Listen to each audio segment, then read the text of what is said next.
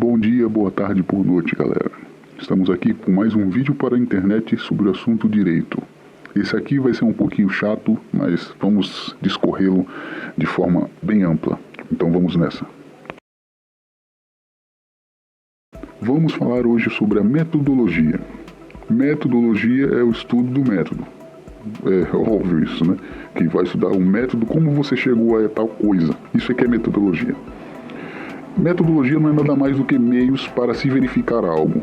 Porque antigamente existia muita bosta, sabe? Antigamente dava pra fazer muita zoeira fudida, que nem aquele negócio de manga com leite, sabe? Aí a ciência, ela foi criando meios para tentar, vamos dizer assim, sistematizar o conhecimento. O conhecimento, a experimentação, a experiência, ele tentou fazer isso daí através da metodologia. Então, a ciência, ela criou isso, essa questão. E ela é tida como 2 pontos. A metodologia, ela pode ser analítica ou ela pode ser sintética. Segundo o livro de Miguel Reale, a analítica é aquilo que é uma análise de uma evidência.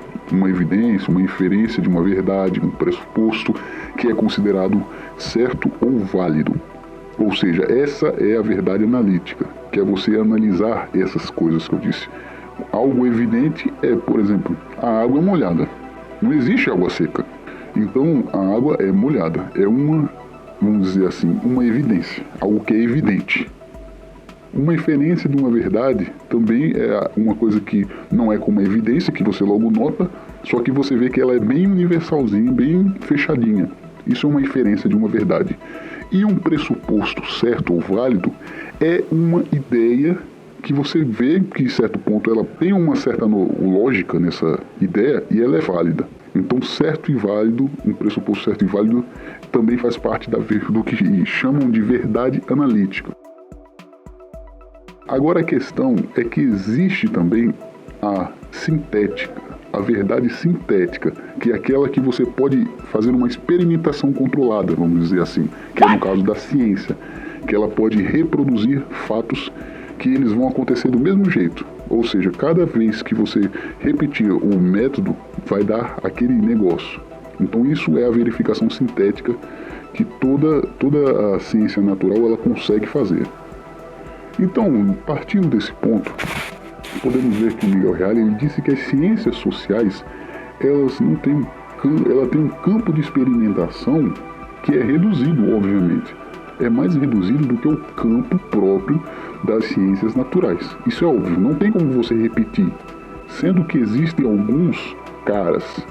Se lembra do que eu falei sobre a epistemologia?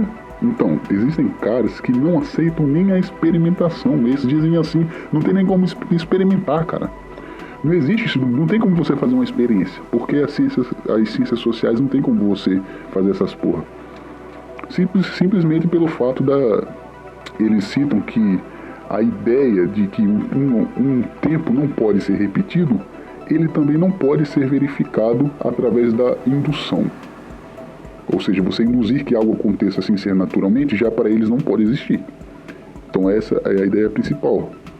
Existem certos caras da epistemologia que acreditam nisso, que nem a experimentação pode ser possível. Então, ou seja, a ideia de metodologia sintética não existe para algumas pessoas. Outros são mais maleáveis. Outros caras, eles acreditam que tem como ter certas experimentações, como é o caso hoje em dia que a gente tem pesquisas, esse tipo de coisa, isso é aceitável. Pesquisas controladas, esse tipo de coisa. Só que tem cara que não acredita nisso.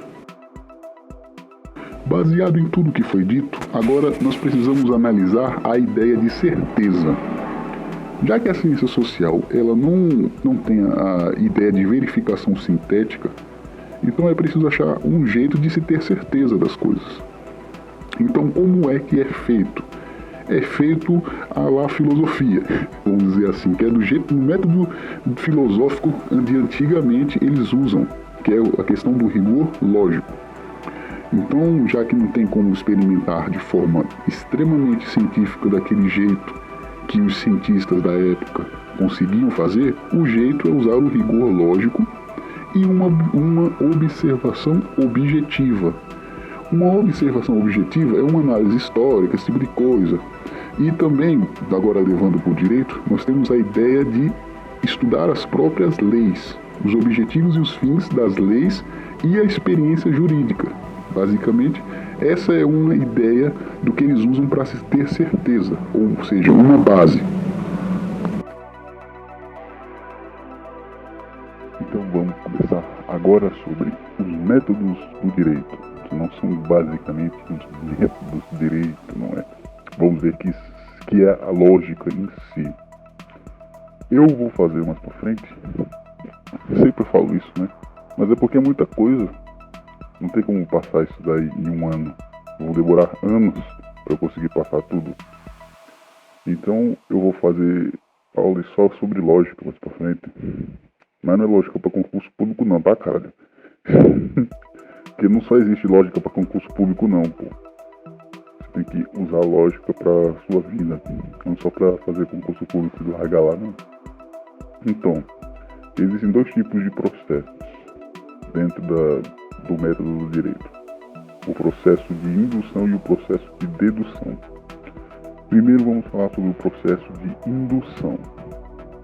A indução, quem já conhece condutores ou força magnética, também pode ser chamado de força magnética por indução, isso a gente vai estudar quando a gente falar sobre geradores elétricos, e eu nem sei se vai ser nessa aula de eletrônica, depois eu tenho que dar uma olhada lá para ver se eu vou falar sobre isso ou se vai ser em aulas de eletrônica mais para frente, que são avançadas, aulas avançadas de eletrônica, eu não sei. Mas só que a gente vai chegar a ver sobre isso, a questão de indução elétrica. E o que é induzir? É você provocar alguma coisa. Então a ideia de indução é exatamente isso. Você conseguir provocar algo para que ele aconteça. Existe isso e existe também a ideia de ir do particular para o geral. Então são duas ideias totalmente diferentes, mas só que estão dentro do método indutivo, que é a forma de você provocar para chegar na essência. Então a ideia principal do processo de indução é ir do particular para o geral, ou seja, do indivíduo, vamos dizer assim, de algo único para a essência que está em comum a todas essas coisas, como por exemplo o ser humano, e dele nós partimos para os mamíferos. Então essa seria a ideia de do particular para o geral. Então aqui a gente já consegue ter uma noção que mais para frente eu vou debulhar nisso daí, só sobre a lógica. Quando a gente começar a falar sobre coisa lógica, aí a gente vai debater mais um pouquinho sobre isso daqui. Mas se lembre da ideia da indução. São duas ideias aqui em uma só.